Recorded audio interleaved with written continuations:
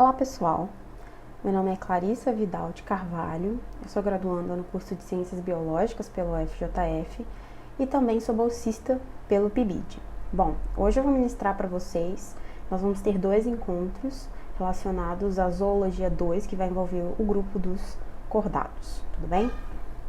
Bom, falando um pouco sobre o projeto, o PIBID é um programa institucional de bolsas de iniciação à docência fomentado pela CAPES e ele incentiva a formação inicial de professores, a formação inicial à docência em cursos de graduação através do oferecimento de bolsas. Bem, fazendo uma pequena introdução aqui para vocês da nossa primeira aula, eu quis dividir, eu quis demonstrar para vocês as divisões que acontecem dentro do grupo dos cordados, que são elas urocordados, ou também denominado tunicados, os cefalocordados e os craniados, que se dividem entre agnatos e gnatostomatos. Nós vamos ver todos esses grupos aqui que estão nessa árvore filogenética. Bom, os cordados, eles apresentam estruturas que vão os caracterizar, que vão definir este grupo.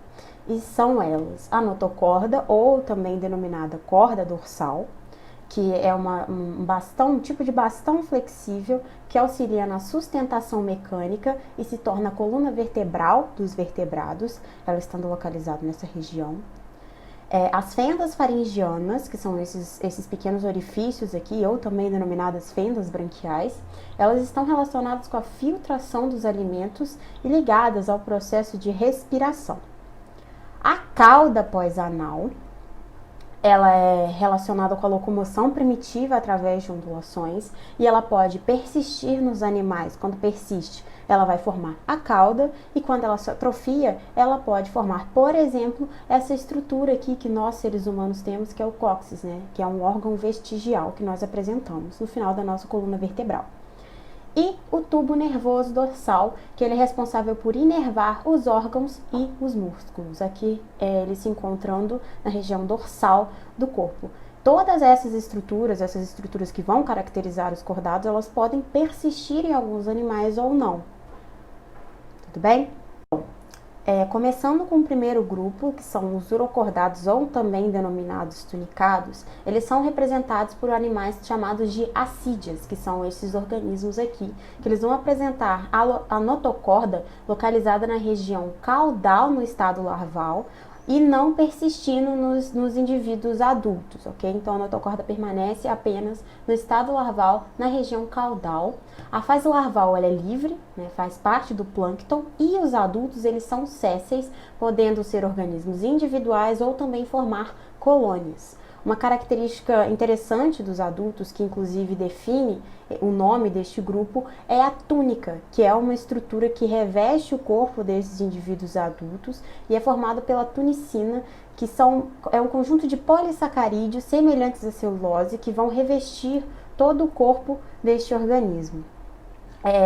Os urocordados, assídeos, eles são animais filtradores, tá? Eles têm uma importância muito grande para filtração e eles apresentam 2 orifícios muito importantes para que haja esse processo, que é o sifão inalante, onde ocorre a entrada de água, de nutrientes e de oxigênio, e o sifão exalante, onde ocorre a saída de excretas e de gametas também, quando esses organismos estão na fase reprodutiva. Com relação à reprodução, em geral, estes organismos são hermafroditas. Começando com o segundo grupo, eles são denominados cefalocordados e são representados pelos anfioxos, que são esses organismos que vivem semi-enterrados na areia, tudo bem? E eles saem dessa posição apenas para realizar hábitos alimentares, para se alimentarem, que eles realizam uma pequena movimentação natante para poder capturar alimentos livres no ambiente. Eles São animais filtradores, tudo bem? Eles realizam sua alimentação através da circulação da água que acontece dentro do corpo deles e é realizada pelos cílios das fendas faringianas, ok? Então, esses cílios, eles vão proporcionar a circulação de água dentro do corpo desses indivíduos, tudo bem? E assim eles vão conseguir captar oxigênio, conseguir captar os nutrientes presentes no ambiente, em que ocorre a entrada da água pela boca, que é essa região aqui, e a saída da água pelo atrióporo, ok? A saída da água e também de gametas quando esses indivíduos se encontram no período reprodutivo. Com relação à sua reprodução, eles são dioicos, ou seja, as espécies apresentam macho e fêmea, e eles realizam uma fecundação externa, ou seja, ocorre a liberação do espermatozoide, ocorre a liberação do óvulo, e na parte externa ao corpo desses organismos, no ambiente, ocorre a fecundação. E esses organismos realizam as trocas gasosas através de difusão. Com relação aos craniados, eles também são denominados vertebrados, eles são aqueles organismos possuidores de crânio que vai proteger o seu encéfalo, tá? Esse grupo dos craniados, ele se subdivide entre agnatos e gnatostomatos. Os agnatos vão ser aqueles que não vão apresentar mandíbula e apresentam uma boca circular. Os gnatostomatos vão apresentar mandíbula e apresentam boca. Bom, com relação aos agnatos, primeiramente, os agnatos também são denominados amandibulados, lembrando essa frase, essa palavra muito importante, porque o A no início significa ausência, negação da presença de mandíbula. Então, vai facilitar o recordar com relação à presença ou não da mandíbula desses organismos. Os agnatos, ou amandibulados, são representados pelas lampreias, que é este organismo aqui hematófago, parasita de peixes, que apresenta esse tipo de ventosa na região da boca, e as feiticeiras, ou também denominados peixes bruxas, que são geralmente necrófagos, se alimentando de restos de peixes que já foram predados, mas elas também podem predar alguns peixes que estiverem no ambiente. Esses animais, eles são aquáticos, marinhos ou de água doce, ou seja, podem viver no mar ou podem ser dulcícolas também. E eles apresentam um esqueleto cartilaginoso, tudo bem? Então, as vértebras cartilaginosas desses organismos vão configurar um tipo de proteção à notocorda, ok? Que passa por entre essas vértebras. Agora, com relação ao grupo dos gnatostomados, eu trouxe para vocês essa pequena palavra aqui para auxiliar no recordar dos grupos que compõem os gnatostomados, que são os que a gente mais conhece, né? Que são os peixes, os anfíbios, os répteis, as aves e os mamíferos. Nós vamos estudar esses grupos a partir de agora. Bom, eu trouxe para vocês uma contextualização para a gente iniciar o estudo dos grupos, né, dos gnatostomados, que é uma parte do filme, uma cena do filme do Procurando Nemo, né, com esse tubarãozão aqui, que na verdade é um peixe cartilaginoso, encarando o marlim e a Dory aqui embaixo, que são dois peixinhos ósseos. Tudo bem? Então, a partir de agora, nós vamos analisar as diferenças morfológicas que caracterizam os peixes ósseos e os peixes cartilaginosos. Bom, primeiramente aqui, né, no slide anterior eu fiz uma comparação entre os ósseos e os cartilaginosos. Os cartilaginosos são também denominados condrictes e os peixes ósseos são também denominados osteictes. Começando primeiramente com os cartilaginosos, ou também denominados condrictes, eles vão apresentar as seguintes características. Eles apresentam uma boca na região ventral do corpo, ok? Eles não vão apresentar bexiga natatória. São ureotélicos, ou seja, vão excretar ureia, apresentam cloaca na porção final do sistema digestório, eles não têm opérculos, ou seja, a brânquia ela não apresenta nenhum tipo de proteção, eles apresentam dentrículas dérmicas, que são espinhos microscópicos que vão compor toda a superfície do corpo desses animais e vão fornecer uma redução do atrito com a água, ou seja, esses indivíduos vão se tornar muito mais hidrodinâmicos. Eles realizam uma fecundação interna e realizam seu equilíbrio hidrostático. Eles apresentam como estratégia o constante movimento e a liberação de óleos, que vai diferenciar o corpo deles com relação à água devido às diferenças de densidade. Então, a partir disso, esse equilíbrio hidrostático nada mais nada menos do que o controle da profundidade que esse indivíduo quiser se encontrar. Eles apresentam um sistema digestório com glândulas anexas, sendo elas o pâncreas e o fígado, e no intestino deles apresentam uma estrutura muito importante que é denominada válvula espiral, que ela se encontra no interior do intestino desses animais e ela vai aumentar a superfície de absorção destes organismos. Bem, absorção de nutrientes no intestino desses organismos, e realizam uma respiração branquial. Com relação aos peixes ósseos, ou também denominados osteíctes, eles vão apresentar uma boca localizada na região anterior do seu corpo. Eles vão ter a bexiga natatória, que posteriormente nós vamos ver que está relacionada com o seu equilíbrio hidrostático. Eles são amoniotélicos, ou seja, vão excretar amônia. Não apresentam cloaca na porção final do seu sistema digestório, sendo essa estrutura final denominada ânus. Eles apresentam os opérculos que vão proteger suas brânquias, lembrando que anteriormente nos peixes cartilaginosos as brânquias elas eram livres, sem nenhum tipo de proteção. Eles vão apresentar escamas circulares e achatadas, que vão ser denominadas escamas dérmicas, e eles realizam o seu equilíbrio hidrostático através de um órgão denominado bexiga natatória, que é realmente um tipo de bexiga que se infla de ar quando ele quiser ter uma densidade menor, quando ele quiser ter um peso menor, então ele vai ficar mais próximo da superfície, e diminui a quantidade de ar quando ele quiser se aprofundar na água. Então, ele realiza o seu equilíbrio hidrostático através desse órgão da bexiga natatória. Eles são ovíparos, ou seja, eles botam ovos. Eles apresentam um sistema digestório com glândulas anexas, sendo elas do pâncreas e o fígado, porém não apresentam as glândulas salivares. E eles têm os secos pilóricos, que em comparação com os peixes cartilaginosos, eles vão ter essa válvula espiral, né, que vai aumentar a superfície de absorção. Os secos pilóricos também vão ter essa função de aumento da área de absorção de nutrientes no sistema digestório desses organismos. E eles realizam a respiração branquial, ou pela bexiga natatória. Bexiga natatória, aqueles que realizam um tipo de respiração pela bexiga natatória são chamados peixes dipnóicos. A bexiga natatória vai ser um tipo de pulmão rudimentar vascularizado, e a partir desse tecido vascularizado ela vai conseguir realizar a troca gasosa nestes organismos. Com relação à osmorregulação, a osmorregulação é nada mais nada menos que a manutenção de taxas normais de sais e água, a manutenção da homeostase, do equilíbrio da quantidade de sais e da quantidade de água no organismo dos indivíduos, que vão apresentar diferentes estratégias para que haja esse equilíbrio, para que haja essa homeostase, ok? Sendo estas: os peixes ósseos marinhos, eles vão ser hipotônicos em relação ao seu meio. Então, eles vão apresentar uma concentração de sais muito menor no seu corpo se comparado ao ambiente marinho, que apresenta uma quantidade muito grande de sais. Então, esses organismos precisam apresentar estratégias que vão diminuir a quantidade de perda de água para o ambiente. Então, eles vão apresentar uma urina muito concentrada, com uma eliminação muito maior de sais do que de água, ou seja, vai diminuir a perda de água para o ambiente. Eles vão apresentar um constante consumo da água do mar, um constante consumo de água.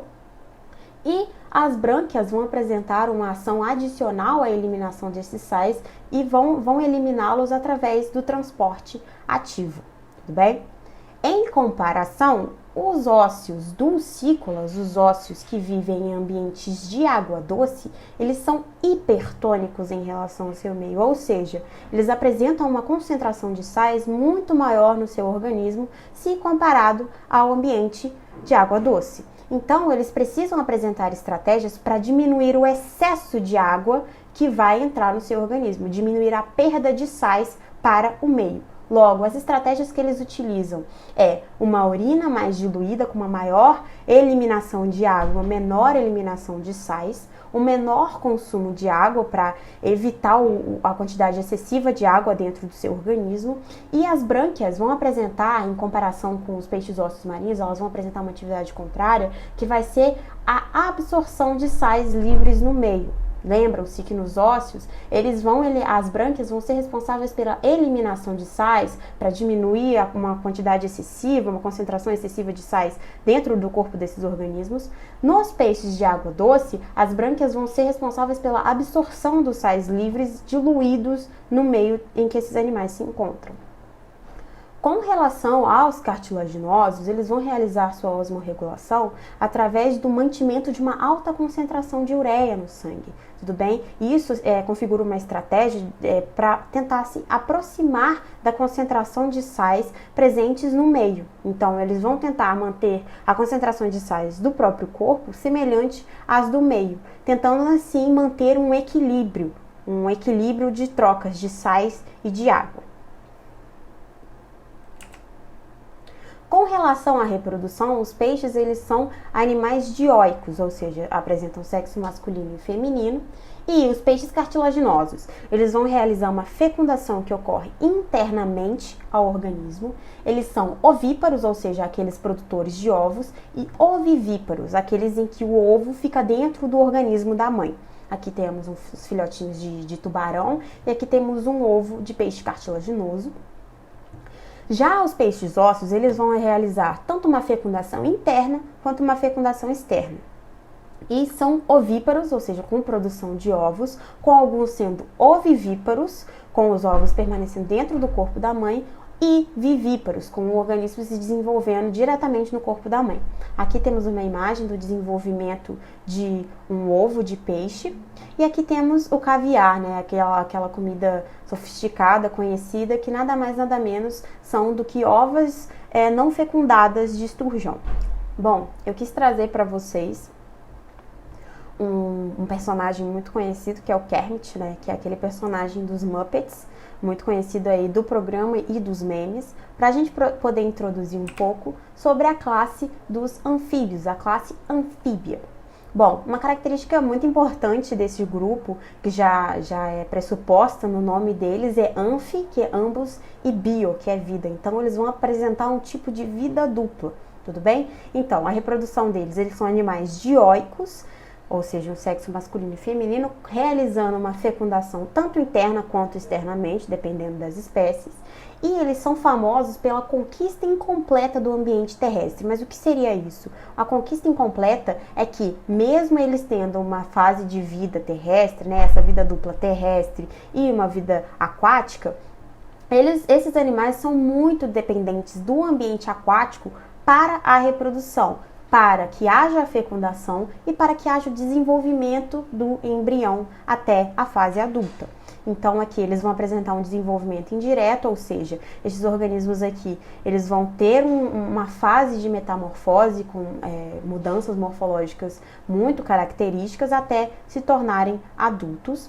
E interessante trazer para vocês aqui sobre os sapos, né? Após a vocalização ou coacho, eles realizam essa posição aqui que é denominada amplexo nupcial, em que o macho faz um tipo de abraço na fêmea e depois dessa posição, estes animais eles vão liberar, o macho vai liberar o espermatozoide e os óvulos vão ser liberados pela fêmea. E aí a importância do ambiente aquático para que haja a fecundação e o desenvolvimento desses organismos até a fase adulta. Bom, os anfíbios eles vão apresentar um sistema digestório completo com a presença de glândulas anexas, sendo elas as glândulas salivares, o pâncreas e o fígado. E um sistema excretor, com relação ao seu sistema excretor, eles apresentam rins mesonéfrons, que são aqueles que vão tirar as impurezas diretamente da corrente sanguínea. No estado larval, eles são amoniotélicos, ou seja, eles vão excretar amônia. E na fase adulta, eles são ureotélicos, ou seja, vão excretar ureia. Com relação ao seu sistema respiratório, os anfíbios vão apresentar várias maneiras de captação de oxigênio, tá? Eles vão ser os animais que mais vão apresentar uma diversidade de formas de respiração, sendo elas a branquial, que ocorre na fase larval, né, na fase dos girinos, a cutânea, que é muito importante na fase dos adultos, que eles vão apresentar glândulas mucosas que vão revestir todo o seu corpo e vão tornar a superfície cutânea úmida e lisa e vascularizada, o que vai facilitar que haja trocas gasosas desses organismos pela região cutânea. Realizam também respiração pulmonar, com uma pequena área respiratória, ok? Porque eles não são tão dependentes do pulmão para que haja a respiração. E a respiração bucofaríngea, que através das coanas o ar vai entrar, vai se locomover para uma região aqui abaixo do queixo desses organismos, denominada região gular, que é uma região vascularizada e onde vai haver também as trocas gasosas. Bom, a classe anfíbia, né, a classe dos anfíbios, ela é dividida em 3 ordens, sendo elas a Gymnophiona, ou também denominada apoda, né, a falta de pés, não tem patas, não tem pés, apoda, que elas são sem patas, apresentam um corpo cilíndrico, alongado e liso, e temos como, por exemplo, aqui a cobra cega. A ordem dos urodelos, que vão ser com cauda e com 4 patas, que vão ser representadas pelas salamandras, que essa aqui é uma espécie de salamandra, e pelos tritões. E a ordem dos anuros, né, que vão ser organismos sem cauda, com 4 patas bem desenvolvidas e vão ser representadas pelos sapos, pelas rãs e pelas pererecas. Bom, quis trazer para vocês um assunto relacionado aos sapos venenosos e quis fazer essa diferenciação entre animais peçonhentos e animais venenosos. Os animais peçonhentos vão ser aqueles que vão apresentar estruturas adaptadas para que haja inoculação de veneno. Então, como por exemplo, ofídeos, que nós vamos ver na segunda aula, eles apresentam estruturas que são especializadas para que haja a inoculação da peçonha, do veneno. Estes animais, esses sapos venenosos, eles vão sim produzir venenos através das glândulas paratóides, que são essas estruturas localizadas nessa região do corpo desses animais, que vão produzir uma substância leitosa, mas isso não vai ser proposital ao organismo, isso não é controlado por ele. As glândulas paratóides, elas vão liberar essa estrutura quando, por exemplo, elas são comprimidas, por exemplo, através do abocanhamento de um predador neste animal, ou seja, ela não é controlada pelo sapo. Estes sapos venenosos, eles apresentam uma característica muito importante, que é o aposematismo, que é uma coloração de advertência, uma coloração de alerta. Eles apresentam uma cor muito forte, muito característica, que vai servir realmente como um tipo de advertência para os seus predadores. Essa foi a nossa primeira aula e eu aguardo vocês no nosso segundo encontro. Obrigada!